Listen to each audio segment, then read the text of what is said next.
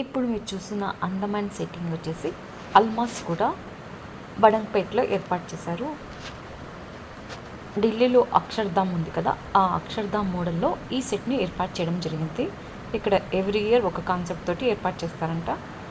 చాలా బాగుంది సెట్ అయితే. ఇంకా లైటింగ్లో అయితే చాలా బాగుంది. ముందు విష్ణుమూర్తి, అమ్మవారు ఉంటారు.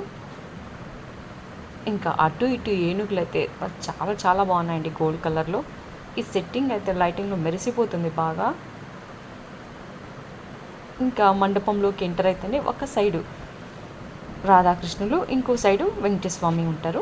ఇంకా లోపలికి వెళ్తే అమ్మవారు. ఇంకా అమ్మవారి గురించి చెప్పక్కర్లేదు, ఎంత బాగున్నారంటే అంత బాగున్నారు. ఇది కలకత్తా స్టైల్లో ఉంది అమ్మవారు.